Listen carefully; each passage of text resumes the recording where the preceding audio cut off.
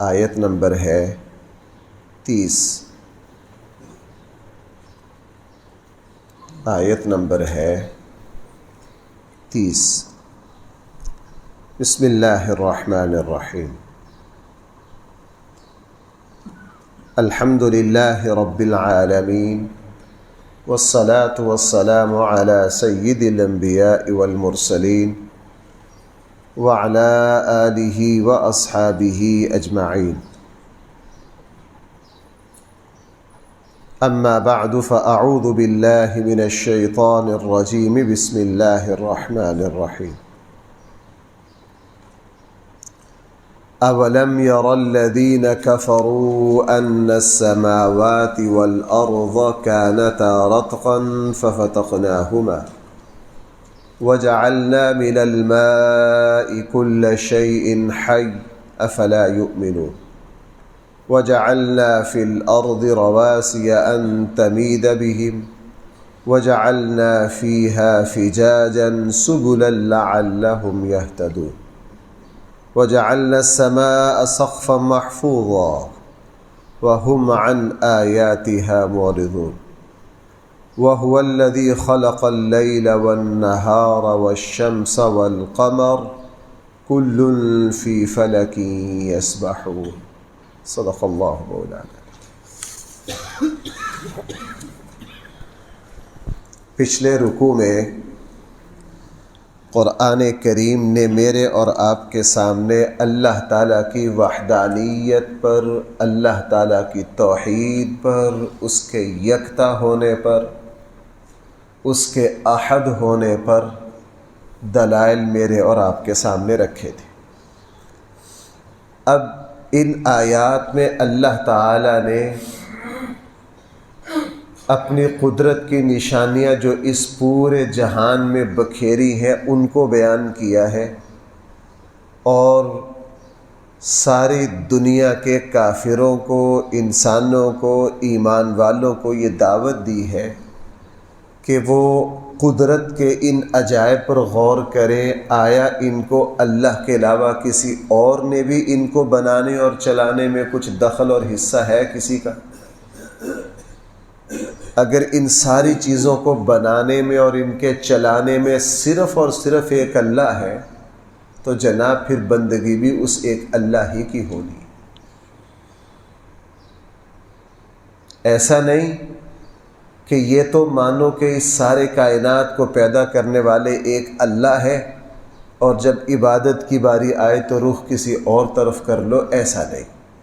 اس لیے قرآن کریم نے یہاں ارشاد فرمایا اولم یر الذین کفروا، کیا کافروں نے دیکھا نہیں، یعنی غور نہیں کیا اس پر، وہ سوچتے نہیں اس پر؟ کیا جی کس بات پر سوچیں، کس بات پر غور کریں؟ پہلی بات ان السماوات والارض كانتا رتقا ففتقناهما، کہ آسمان اور زمین کانتا رتقا دونوں بند تھے، ففتقناهما پھر اللہ نے ان کو کھول دیا۔ یہ عجیب بات قرآن نے فرمائی ہے۔ زمین و آسمان بھائی پہلے کیا تھے؟ بند تھے، پھر اللہ تعالیٰ نے ان کو کیا کر دیا؟ کھول دیا۔ اس کا کیا مطلب؟ اس کے دو مطلب ہیں۔ حضرت عبداللہ ابن عمر رضی اللہ عنہ تشریف فرما تھے، ایک صاحب آئے، انہوں نے حضرت عبداللہ ابن عمر سے اس آیت کے بارے میں پوچھا کہ جی قرآن یہ فرما رہا ہے اللہ تعالیٰ نے زمین و آسمان کو پہلے بند کر دیا تھا پھر ان کو کھولا، یہ بند کرنا کیا ہے اور یہ کھولنا کیا ہے؟ حضرت عبداللہ ابن عمر رضی اللہ عنہ نے اس پر غور کیا۔ غور کرنے کے بعد سائل سے، سوال کرنے والے سے کہا کہ او جو شیخ بیٹھے ہیں نا، حضرت عبداللہ ابن عباس رضی اللہ عنہما، چونکہ حضرت عبداللہ ابن عباس کو قرآن کی تفسیر میں بہت مہارت حاصل تھی، چند بڑے اکابر صحابہ کے بعد رسول اللہ صلی اللہ علیہ وسلم کے صحابہ میں قرآن کریم کو سمجھنے کا جو فہم اللہ نے دیا وہ حضرت عبداللہ ابن عباس کو سب سے زیادہ دیا تھا، اور یہ رسول اللہ صلی اللہ علیہ وسلم کی اسی دعا کا نتیجہ تھا۔ جو رسول اللہ صلی اللہ علیہ وسلم نے قرآن کریم کی تفسیر کے حوالے سے ان کو دعا دی تھی کہ اللہ ان کو قرآن کی تفسیر کا فہم عطا فرما۔ اور دوسرا حضرت عبداللہ ابن عباس نے ایک ایک صحابی کے دروازے پر جا کر ایک ایک حدیث اور آیت کا مطلب سمجھا ہوا تھا۔ اور جب بندہ کسی میدان میں محنت کرتا ہے تو پھر اللہ تعالیٰ اس کے دل و دماغ کو کھول دیتے۔ حضرت عبداللہ ابن عمر سے پوچھا جی اس آیت کا کیا مطلب ہے کہ زمین و آسمان پہلے بند تھے ان کو کھول دیجئے؟ فرمایا عبداللہ ابن عباس بیٹھے ہیں، ان کے پاس جائیے اور ان سے جا کے پوچھیے۔ اور اگلی بات صحابہ اکرام میں تواضع و کمال کی تھی، کہا ان سے پوچھیے اور وہ جو مطلب آپ کو بتائے وہ مجھے بھی بتانا، وہ مجھے بھی بتانا۔ وہ سائل حضرت عبداللہ ابن عباس کے پاس گئے اور ان سے جا کے یہ آیت ان کے سامنے رکھی، اس کا مطلب پوچھا۔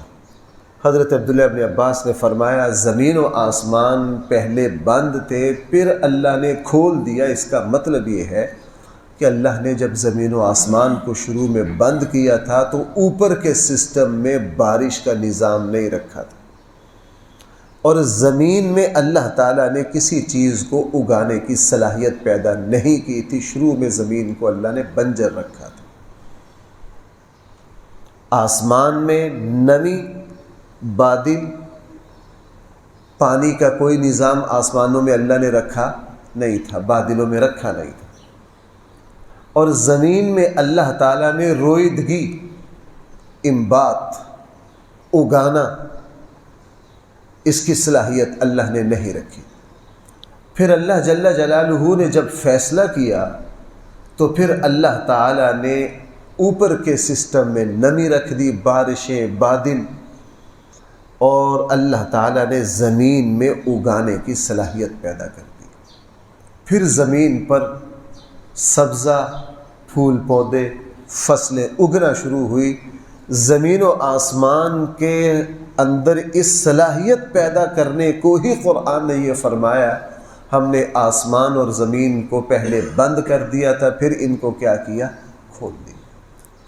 جب یہ سوال کا جواب دیا تو وہ سائل اٹھ کر حضرت عبداللہ ابن عمر کے پاس آئے اور ان کو اس آیت کی تشریح بتائی۔ حضرت عبداللہ ابن عمر رضی اللہ عنہ خوش بھی ہوئے، دعا بھی دی، اور فرمایا کہ میں ابن عباس کی قرآن کی تشریحات کو بعض مرتبہ جسارت سمجھتا تھا۔ یہ بات لمبی ہو جائے گی۔ حضرت عبداللہ ابن عمر اصل میں ان صحابہ میں سے ہیں جو رسول اللہ صلی اللہ علیہ وسلم کی 100% نقل پر رہتے تھے۔ حضرت عبداللہ ابن عمر تو حضور علیہ السلام کی امور عادیہ میں بھی اتباع کرتے تھے، جن میں اتباع کا اللہ کی طرف سے حکم۔ مثلا میں سمجھانے کے لیے کہہ رہا ہوں، اللہ کے نبی صلی اللہ علیہ وسلم یہاں سے اٹھ کر اس دروازے سے نکلے ہیں نا، تو حضرت عبداللہ ابن عمر نے بھی یہاں سے اٹھ کر اسی دروازے سے نکلنا، ساری زندگی ادھر سے نہیں جانا۔ وہ کہتے میں نے اللہ کے نبی کو ادھر سے جاتے دیکھا۔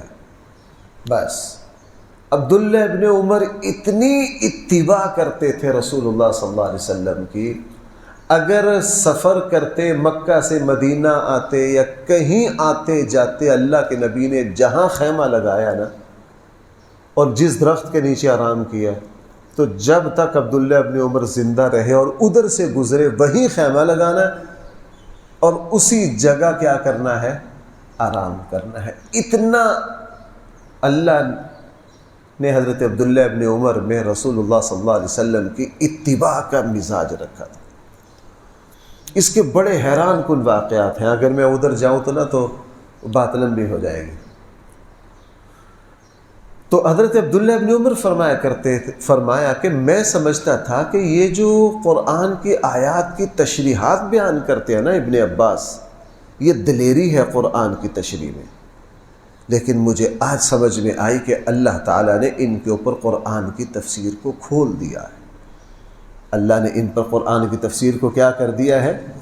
یہ تو اس آیت کا ایک مطلب ہو گیا۔ دوسرا مطلب اس آیت کا یہ ہے، مفسرین نے فرمایا کہ اللہ تعالیٰ نے جب شروع میں زمین و آسمان کو پیدا کیا تو یہ ایک ہی وجود تھی. بھائی یہ کیا تھے؟ ایک ہی وجود تھے. شروع میں اللہ نے درمیان کا خلا ان میں نہیں رکھا تھا. آسمان کو بھی پیدا کر دیا، زمین کو بھی ایک ہی وجود بنا دیا، ان کے درمیان اللہ نے خلا کو پیدا نہیں کیا. اس کو قرآن نے کہا کانتا رتقا، یہ دونوں بند تھے اور ان کے درمیان کسی قسم کا کوئی خلا موجود نہیں تھا.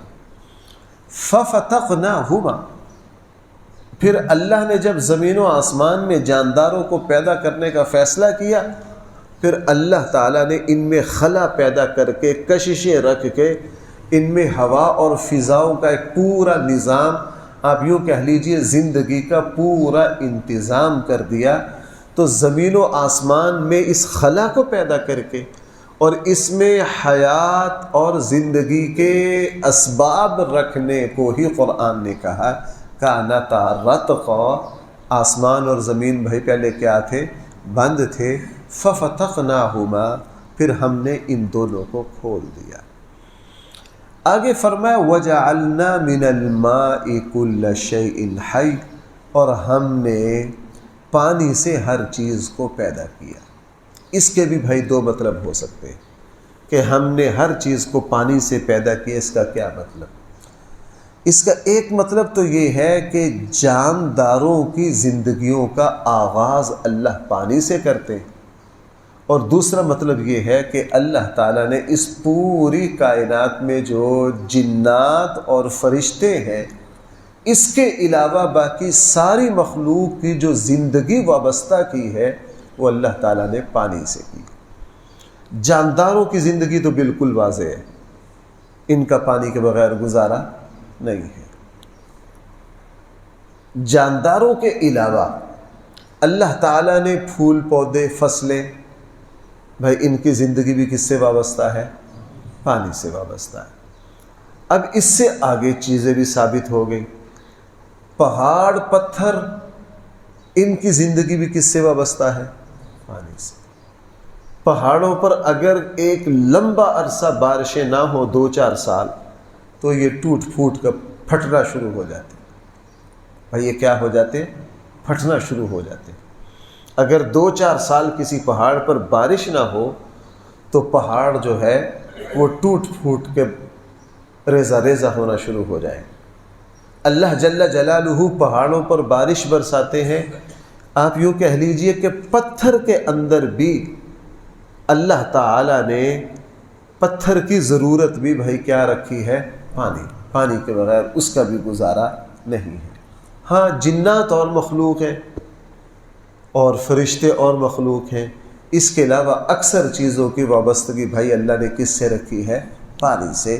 اس لیے پانی جو ہے یہ اللہ تعالیٰ کی ان عمومی قدرت کی نشانیوں میں سے ایک نشانی ہے کہ ساری چیزوں کی زندگی اللہ تعالیٰ نے اس پانی سے وابستہ کی.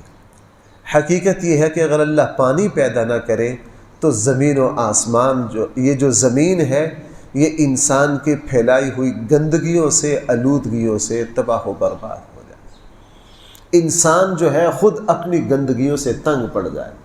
اللہ جل جلالہ نے ہماری ضرورت کے لیے، زندگی کے لیے، صفائی کے لیے، پاکیزگی کے لیے، اسی لیے بھائی رسول اللہ صلی اللہ علیہ وسلم کو پانی کا ویسے تو کسی نعمت کا ضائع کرنا پسند نہیں تھا، لیکن پانی کا ضیاع تو اللہ کے نبی کو بالکل ہی پسند نہیں تھا. فرمایا اگر نہر پر بیٹھ کر بھی وضو کرو تو پانی کو ضائع نہ کرو. پانی اللہ تعالیٰ کی بہت بڑی نعمت اور قدرت ہے. اگرچہ اب ہم انسانوں نے گندگیاں، ہمارے یہاں سیوریج کے سسٹم اتنے ناکام ہے کہ ہم نے نیچے کے پانی کو برباد کر دیا. نیچے کے پانی کو برباد کر دیا. میں جس زمانے میں زیر تعلیم تھا تو اس زمانے میں ابو علی سینا کی جو کتاب ہے، غالباً شاید شفا ہے اس کا نام، وہ مجھے لائبریری میں میرے ہاتھ لگی. میں نے اس کو دیکھا. اس کی 2 باتیں مجھے آج تک یاد ہیں. ابو علی سینا، حافظ ابو علی سینا مسلمان تھے، قرآن کی تفسیر لکھی ہے حافظ ابو علی سینا رحمہ اللہ. وہ فرمایا کرتے تھے کہ انسان کو مرنے سے تو نہیں بچایا جا سکتا، لیکن اس کی زندگی کو لمبا کیا جا سکتا ہے۔ انسان کو موت سے بچایا، قیامت تک انسانیت ایسی کوئی چیز ایجاد نہیں کر سکتی جو اس کو موت سے بچائے۔ ہاں، اس کی زندگی کو لمبا کیا جا سکتا ہے، یعنی اس کی صحت کی حفاظت کر کے یہ صحت مندی کے ساتھ لمبی زندگی گزار سکتا ہے۔ اس کے پھر اسباب لکھے ابو علی سینا نے، اور بھائی صدیوں پہلے لکھے۔ انہوں نے یہ کہا کہ میں نے یہ غور کیا ہے کہ انسان کی صحت اور زندگی کو لمبا کیا جا سکتا ہے اگر دو باتوں کا اہتمام کر لیا جائے۔ بھائی کتنی باتوں کا؟ دو باتوں کا۔ ایک، اس کو پانی پینے کا پانی صاف ملے، اور دوسرا اس کو سانس لینے کی فضا صاف ملے۔ اگر اس کے سانس لینے کی فضا اور پانی کو صاف کر دیا جائے تو اس کی زندگی 50 سال کی جگہ 60، 65، 70 سال تک صحت کے ساتھ بڑھ سکتی ہے۔ انسانی زندگی کا مدار ان دو چیزوں پر ہے، فضا کا صاف ہونا۔ آپ ہمارے ان آلودگی والے خطوں سے نکل کر پہاڑی علاقوں میں جہاں فضائیں صاف ہیں، پانی صاف ہے، وہاں جائیے تو 8 دن کے اندر انسان کا جسم بتا دیتا ہے کہ میرے جسم میں کوئی بہت بڑی تبدیلی ہوئی ہے، میرے جسم میں میرے جسم کے اعضاء کام کرنا شروع ہو گئے ہیں، اور میرے جسم پر جو ایک بوجھ اور وزن ہے وہ بھائی کیا ہو گیا، وہ کم ہو گیا۔ بہرحال یہ بات یہاں سے چلی تھی، وَجَعَلْنَا مِنَ الْمَاءِ كُلَّ شَيْءٍ حَيٍّ، ہم نے پانی سے ہر چیز کی زندگی رکھی ہے۔ افلا یؤمنون، تم اس پر ایمان کیوں نہیں لاتے؟ یہ ہے اصل مقصد۔ قرآن جب بھی کوئی بات کرے گا پھر اس کے آخر میں ہمیں ایمان کی دعوت دے گا، غور و فکر کی دعوت دے گا۔ ہمیں قرآن جھنجھوڑے گا، تمہارے اندر عقل نہیں ہے، تمہارے اندر سمجھ نہیں ہے، تم ایمان نہیں لاتے ہو، تم ان چیزوں کو دیکھتے نہیں ہو، ان چیزوں پر غور نہیں کرتے ہو۔ اب آگے دیکھ لیجئے، فرمایا وَجَعَلْنَا فِي الْأَرْضِ رَوَاسِيَ۔ اب یہ جتنے بھی کام ہیں نا، ان کاموں میں کوئی اللہ کے علاوہ ان کاموں کے کرنے کا مدعی۔ بھائی میں نے اس جمعے میں وہ حضرت حسین رضی اللہ عنہ کی جو حدیث سنائی تھی، جب وہ اللہ کے نبی کے پاس آئے تھے، اللہ کے نبی نے کیا پوچھا تھا، آج کل کتنے خداؤں کی؟ تو انہوں نے کیا کہا تھا، کتنے چل رہے ہیں آج کل؟ 7۔ 6 زمین پر ہیں اور 7واں کدھر ہے؟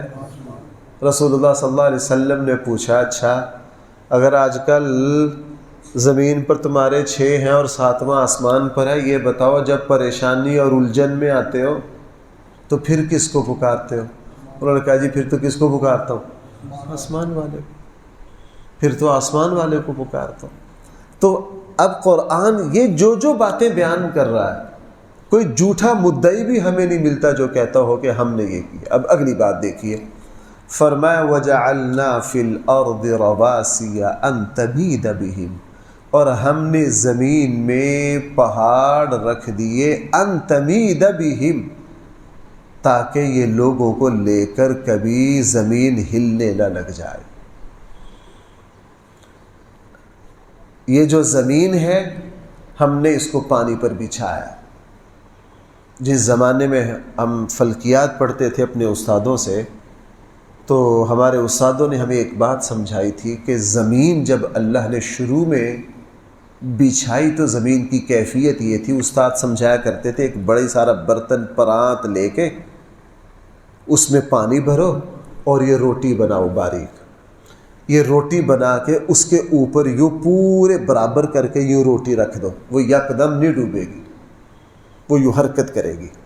وہ ہمیں تجربہ کرواتے تھے، یوں حرکت کرے گی، ایسا ایسا کرتے کرتے کرتے کرتے کرتے کرتے ڈوب جائے گی۔ ہمارے استاد فرمایا کرتے تھے اللہ نے جب زمین اس پانی کے اوپر زمین کو اتارا تو زمین کی کیفیت پانی کے اوپر یہ تھی، آہستہ آہستہ آہستہ آہستہ یہ پانی میں غرق ہو جاتی۔ بھائی زمین پر خشکی زیادہ ہے یا پانی زیادہ ہے؟ پانی زیادہ ہے۔ اللہ جل جلالہ نے پہاڑوں کے ذریعے بہت سارے جو کام لیے، ان میں سے ایک کام یہ ہے کہ اللہ نے جب پہاڑ اتارے نا، اب سائنس نے یہ بات ثابت کر دی، قرآن نے تو یہ بات بہت پہلے فرما دی تھی کہ یہ جو پہاڑ ہیں یہ زمین کے اوپر نہیں ہیں، یہ زمین کی پوری سطح کو پھاڑ کر، جس طرح کیل اور میخ جو ہوتا ہے نا وہ صرف لکڑی کے اوپر اوپر نہیں ہوتا، وہ پوری کراسنگ کر کے اس کو طاقت دیے ہوتا ہے، بالکل اسی طرح یہ جو پہاڑ ہے یہ زمین کو آر پار کر کے زمین سے ہزاروں فٹ گہرائی پانی تک ہے، اور انہوں نے زمین کو یوں پکڑا ہوا ہے۔ اگر اللہ تعالیٰ یہ پہاڑ نہ اتارتے تو دو نقصان ہوتے، ایک تو زمین پر ہر وقت زلزلہ رہتا، بھئی زمین کس کیفیت میں رہتی؟ زلزلہ کی کیفیت میں رہتی، اور اس کے اوپر جاندار زندگی نہ گزار سکتے۔ دوسرا، یہ اپنا توازن برقرار نہ رکھ سکتی، تو اوپر نیچے ہوتی تو جو پانی ہے زمین پر، بھائی خشکی کم ہے، پانی کیا ہے؟ زیادہ ہے، تو سارے پانی زمین کے اوپر چڑھ جاتے اور اس کو کیا کر دیتے؟ فنا کر دیتے۔ اللہ جل جلالہ نے پہاڑ اتارے، پہاڑوں کے ذریعے اللہ تعالیٰ نے زمین کو ٹھہرا اور قرار دے دیا، اور اس کے اندر جو زلزلے کی کیفیت پیدا ہو سکتی تھی اللہ تعالیٰ نے اس کو کیا کر دیا؟ ختم کر دیا، تاکہ اس کے اوپر زندگی گزاری جا سکے، اور پانی بھی، سمندر بھی جو ہے وہ اس کے اوپر کبھی چڑھ نہ سکے۔ اس لیے بھئی حیرت ہوتی ہے، اللہ تعالیٰ کا نظام ہے۔ اب کراچی اگر جاؤ، شروع میں ہم کتابوں میں پڑھتے تھے، جب کراچی جا کے سمندر کو دیکھتے تھے پھر کہتے تھے یا اللہ یہ تو تیری شان ہے، سمندر جو ہے اس کی سطح اس طرح نہیں ہے، سمندر کی سطح اس طرح ہے، زمین کے گول ہونے کی وجہ سے۔ آپ سمندر پر کھڑے ہو کر دیکھو تو خود پانی یوں اوپر کو جا رہا ہے، تو پھر بندہ کہتا ہے یا میرے اللہ یہ آپ کی شان ہے کہ یہ پانی خشکی پر کیوں نہیں چڑھتا، ہماری عقل کے مطابق تو اس کو خشکی پر چڑھ جانا چاہیے۔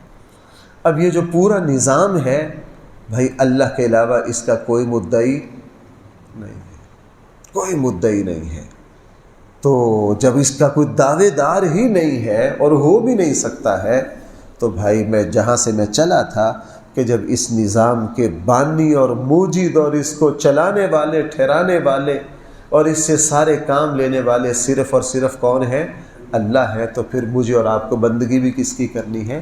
اللہ ہی کی کرنی ہے۔ اس لیے آگے فرمایا وَجَعَلْنَا فِي الْأَرْضِ رَوَاسِيَ، اور ہم نے زمین میں پہاڑوں کو گاڑ دیا، أَن تَمِيدَ بِهِمْ، تاکہ وہ لوگوں کو لے کر ہلے نہ، وَجَعَلْنَا فِيهَا فِجَاجًا سُبُلًا، اور ہم نے ان پہاڑوں میں رستے رکھ دیے، لَعَلَّهُمْ يَهْتَدُونَ، تاکہ لوگ چل سکیں۔ اگر ہم پہاڑوں کو اتنا جام کر دیتے اس کے اندر سے کوئی راستہ نہ نکل سکتا، تو جناب تمہیں پتہ چل جاتا کہ دنیا جو ہے معطل ہو کر رہ جاتی۔ ہمارا یہ جو پہاڑی سسٹم ہے اس کے اندر سے کوئی سڑک نہ جا سکتی۔ آپ یہاں نمک کی کان میں جائیے، اللہ تعالیٰ نے نہ اتنا سخت بنایا کہ جناب آپ وہاں سے نمک لے ہی نہ سکیں، انسانوں نے پہاڑوں کے اندر سے راستے بنا دیے، راہیں بنا دی، غاریں نکال لی، گاڑیاں چلا دی، سرنگیں بنا کر بڑے بڑے پل تعمیر کر کے بڑے بڑے روڈ اس کے اندر سے گزار دیے۔ فرمایا ہم نے تمہارے لیے ساری چیزیں رکھ دی، اور تم ہو ماشاءاللہ ادھر سیر کرنے جاتے ہو اور عیاشیاں کر کے آ جاتے ہو۔ قرآن تو یہ کہہ رہا ہے اس علاقے میں جاؤ تو بھائی کس کو یاد کرو؟ اللہ کو یاد، ان آیات کی وہاں بیٹھ کر تلاوت کرو۔ اور بھائی میں سچی بات عرض کرتا ہوں آپ کو، میں اس لیے عرض کرتا ہوں تاکہ مسلمان آپ میں سے اللہ کسی کو موقع دے ان سے فائدہ اٹھائے۔ کبھی اس پہاڑی علاقوں میں جاؤ تو قرآن کی ان آیات کو کھولو، ان کو پڑھو، ان کی تشریح پر غور کرو، پھر ایک وقت آئے گا یوں لگے گا جیسے سارے پہاڑ آپ سے گفتگو کر رہے ہیں، یہ فضا بول رہی ہے، آپ سے ہم کلام ہے، آپ کے سامنے اپنی حقیقتیں رکھ رہی ہیں۔ اور اس سے پھر اللہ تعالیٰ کی جو معرفت حاصل ہوتی ہے، اس سے پھر جو بندہ کو اپنے اللہ سے جو تعلق نصیب ہوتا ہے، پھر کائنات کا ذرہ ذرہ انسان کو بول کے بتاتا ہے کہ اس کے پیچھے ایک ذات ہے، اس کے پیچھے کیا ہے؟ ایک ذات ہے۔ اس لیے یہاں فرمایا لعلہم یہتدون، ہم نے پہاڑوں میں راستے رکھے، غاریں رکھی، پھٹن رکھی، سرنگیں رکھی، چشمے رکھے، تاکہ تم کیا کر سکو، اس سے فائدہ اٹھا سکو۔ یہ سلسلہ کلام چل رہا ہے، انشاءاللہ اگلی آیت سے اللہ نے توفیق دی تو کل دوبارہ چلیں۔ الحمدللہ رب العالمین والصلاة والسلام علی سید الانبیاء والمرسلین وعلى آلہ واصحابہ اجمعین۔ ربنا آتنا في الدنيا حسنة وفي الآخرة حسنة وقنا عذاب النار۔ صلی اللہ تعالی علی خیر خلقہ سیدنا مولانا محمد وآلہ واصحابہ اجمعین برحمتک یا ارحم۔